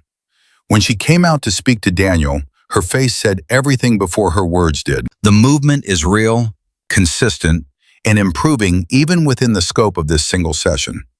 Her right foot and lower leg have partial voluntary control that was not present 11 days ago. The left side is lagging but showing preliminary indicators. She folded her hands. "I want to start intensive physiotherapy immediately, working in conjunction with the medication protocol. I have a colleague, Renata Cruz, who specializes in motor recovery for pediatric autoimmune cases. She's extraordinary. I want Lily in her program next week." Daniel nodded. His jaw was set in the particular way it's set when he was operational, when he was in the mode of executing a mission rather than waiting to learn whether one was possible. "Tell me what to do and I'll do it," he said. "I know you will," Dr. Osei said. And then, in a quieter voice, "She is going to get through this. I want you to know that I am saying that with clinical confidence now, not optimism, not hope, confidence." Daniel looked at her for a long moment. "Thank you," he said. It came out rougher than he intended. "Thank Ava Harris," Dr. Osei said. "I mean that literally.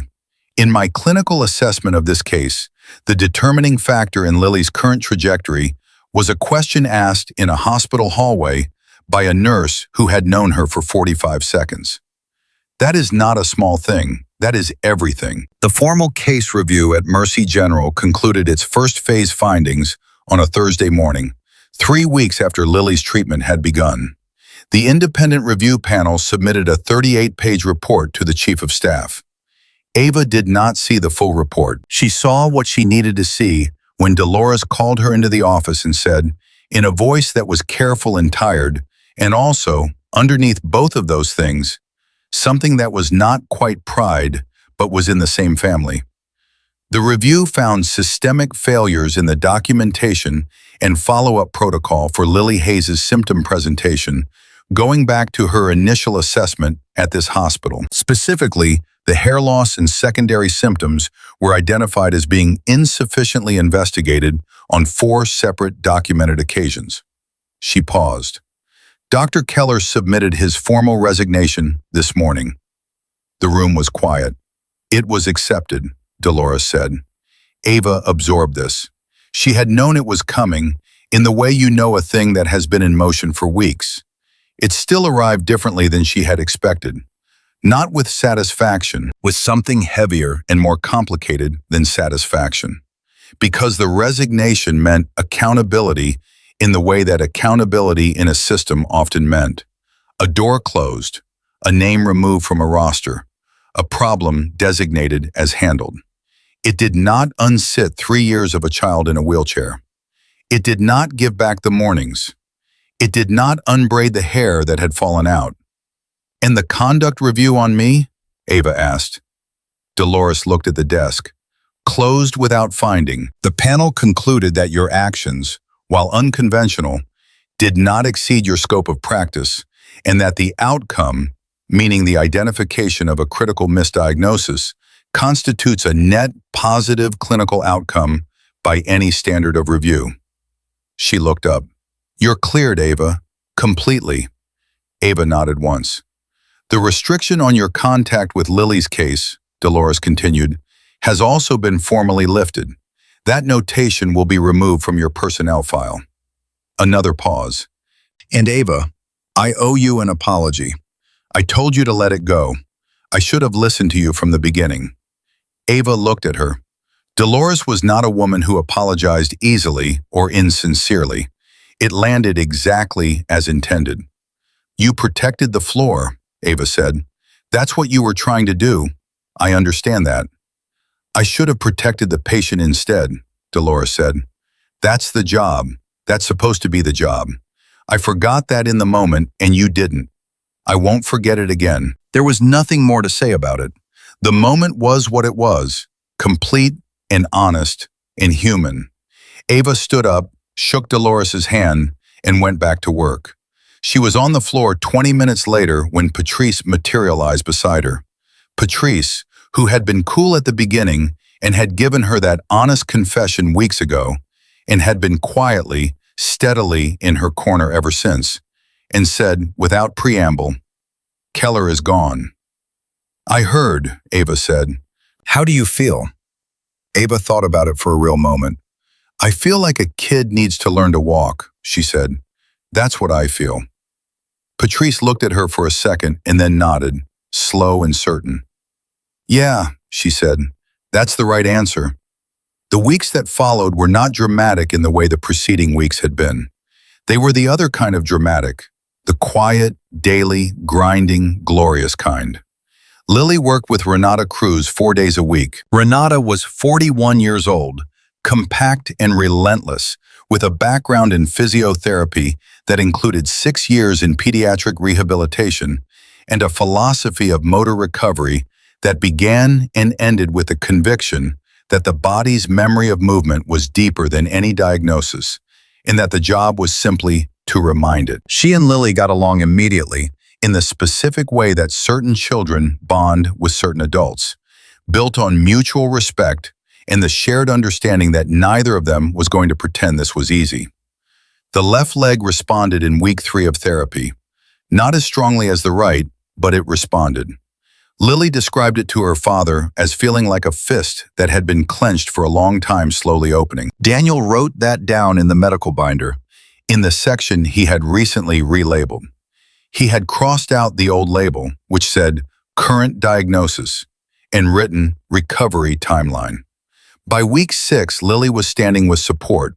By week 8, she was taking assisted steps between 2 parallel bars, and Renata was describing her progress in clinical notes as remarkable rate of motor return given length of suppression. What Renata said out loud to Lily, after the first session where she made it the full length of the bars without stopping, was this: "You have been saving that up for a long time." And Lily had laughed, a full, unguarded 9-year-old laugh that filled the room, and said, "My whole life." Ava did not see most of this directly. She was not Lily's nurse, and she was not present in the therapy sessions. She received updates from Daniel, who called her every Sunday evening with a specific precision that she came to depend on, without realizing she had started depending on it. He would give her the week's clinical report in concise military summary form, and then at the end, he would tell her one specific thing Lily had said or done that week that was not in any clinical report. He had started doing it without announcing that he was doing it, and she had never pointed it out, and it had become, over the weeks, one of the things she organized her Sundays around. The Sunday in week 7, he called at 6:41 and said, before anything else, "She asked when you were coming to see her." Ava was quiet for a second. "What did you tell her?" "I told her I'd ask you." A pause. "So I'm asking." She came on a Saturday in week 9, not to the hospital, to Daniel's house, which was a 40-minute drive and a world away from hospital corridors and fluorescent lights and the weight of institutional spaces. It was an ordinary house on an ordinary street with a driveway that needed repaving and a front yard that was slightly better kept than the back, and a kitchen that smelled like coffee and like a man who had learned to cook out of necessity and gotten genuinely good at it. Lily was in the living room when Ava arrived. She was sitting not in her wheelchair but on the couch, legs extended in front of her, the wheelchair folded and leaning against the wall nearby, like a thing that was still present but was beginning to recede from the center of the room. She looked at Ava when she came in and said, "I've been practicing something." "Yeah?" Ava said. She sat in the chair across from her. "Watch." Lily shifted to the edge of the couch. She put both feet flat on the floor. She gripped the cushion on either side of her, and she pushed, and she stood. Not fully independently, her arms were supporting her weight through the couch cushions, and her legs were shaking with the effort. But she was vertical. She was upright on her own feet in her own living room, 9 years old, and her face was the most concentrated and alive expression Ava had ever seen on a human being. She held it for 11 seconds. Then she lowered herself back down, controlled and deliberate, and looked at Ava with those careful eyes. 11 days till I walked was your number, Lily said. I'm counting. Ava had prepared on the drive over to be professional and warm and present without making the visit about her own feelings. That preparation lasted exactly as long as it took Lily to say the word counting. She did not cry, but it was the closest she had come in a very long time. She pressed her lips together and breathed through it and said, 11 days is a very good number. I know, Lily said. And then, with the particular directness of a child who says the thing that adults spend years learning to avoid saying, you're the reason I'm going to walk. I want you to know I know that. The room was very quiet. Daniel was standing in the kitchen doorway. He did not say anything. He looked at Ava with an expression that carried everything the weeks had held. The phone calls, the letters, the meetings, the blood work, the Tuesday morning foot, the parallel bars, the relabeled binder section, all of it compressed into a single look from a man who did not give his trust easily and had given it completely. Ava looked back at Lily. "You're the reason you're going to walk," she said. "You knew what your body was telling you for years. You just needed someone to listen." All I did was listen. "That's not nothing," Lily said. "No," Ava agreed. "It's not nothing." Lily was quiet for a moment. Then she said in the tone she used for things she had been thinking about for a while, "When I'm better, when I'm walking on my own, I want to do something." "What kind of something?" "I want to go back to my school," Lily said. "There's a stage in the auditorium. They do the spring program every year, and I've watched it from the front row in my chair for 3 years." She looked at Ava steadily. "I want to walk across that stage." The thing that moved through Ava in that moment was not something she had a precise word for. It was in the same region as the feeling she had in a hallway in Hanoi when a 7-year-old boy took his first step toward a bicycle that he would later ride. The feeling that the work was real, that the years of being the least credentialed person in every room, and the most willing to ask the question no one else asked, had always been pointing at something that mattered. She had just never been able to see it clearly until now. "Then you'll walk across that stage," Ava said. "I'll be in the front row." The spring program was 6 weeks later. The auditorium at Lily's school held about 300 people on a full night, and it was full that evening. Parents and siblings and teachers, and the particular cheerful noise of a school event where everyone has come for someone they love. Ava sat in the front row next to Daniel, who was in his dress uniform because Lily had asked him to wear it, and because he would have worn anything she asked. Dolores was there. Patrice was there. Dr. Anand and his wife sat 4 rows back. Dr. Osei arrived just before it started and found a seat near the aisle. Renata Cruz sat in the second row with a calm, professional expression that did not at all conceal how much this meant to her. Nobody had organized this.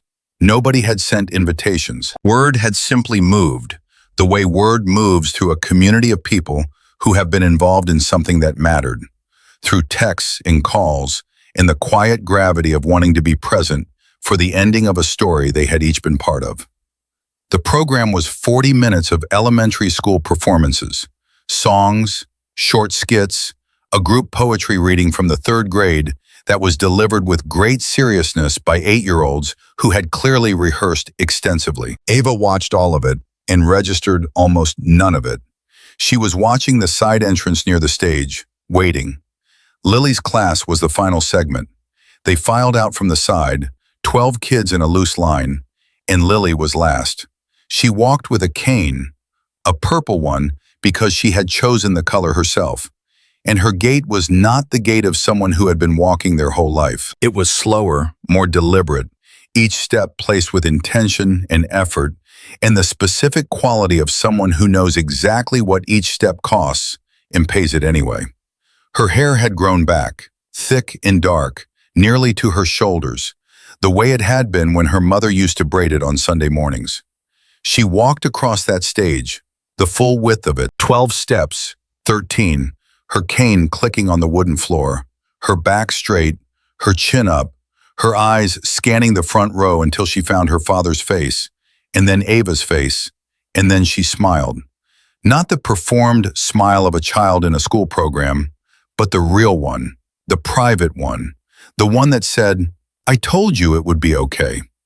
The auditorium applauded the way auditoriums applaud at school programs, politely, warmly, in the way of people who are happy for a child and don't know the full story. And in the front row, Daniel Hayes put his hands together and didn't stop.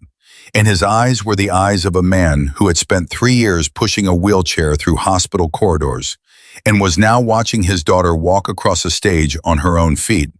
And the gap between those two facts was so large and so full of everything that had happened in between that no applause could have been proportionate to it. Ava clapped and felt the warmth of the room and thought about hallways and questions and the particular courage required to ask the thing nobody else is asking when you are the newest and the least credentialed and the most likely to be wrong. She thought about the note under the break room door and the conversation with Dolores and Dr. Keller's face with the fear underneath the fury, and she thought about Lily saying, "My body is waiting for something to tell it it's okay." And she thought about a boy on a bicycle in Hanoi. She thought about how many children were sitting somewhere right now in the wrong diagnosis, carrying information in their own bodies that nobody had thought to ask for. After the program, in the hallway outside the auditorium, Lily found Ava in the small crowd and walked to her.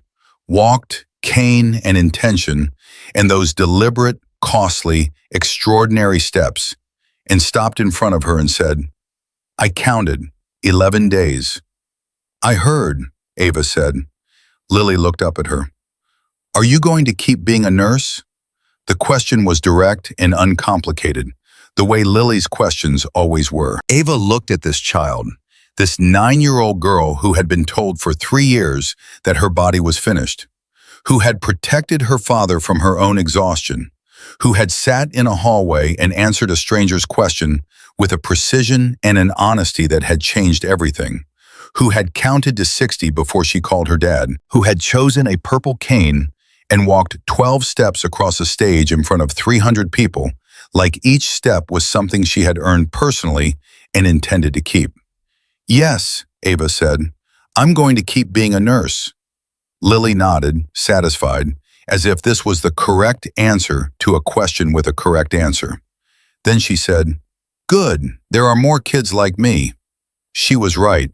There were more kids like her. There always had been, and there always would be, in the spaces between certainty and curiosity, in the gaps left by systems too confident in their own conclusions, waiting for someone willing to crouch down and ask the one question everyone else had already decided didn't need asking. Ava Harris had asked it once. She would spend the rest of her career asking it again and again and again, in every hallway, for every child, for every parent standing behind a wheelchair with their jaw set and their hands too still and their hope worn down to something barely visible, but never, not quite, entirely gone. Some people change medicine with research and credentials and decades of clinical authority. Some people change it with a question, asked at the right moment, to a child who had been waiting years for someone to finally want to know the answer. Both matter, both are necessary, but it is the second kind, the quiet, unconventional, career-risking, system-defying second kind that finds the children everyone else has already filed away as finished. Lily Hayes was not finished. She never had been. She had just been waiting for someone to notice.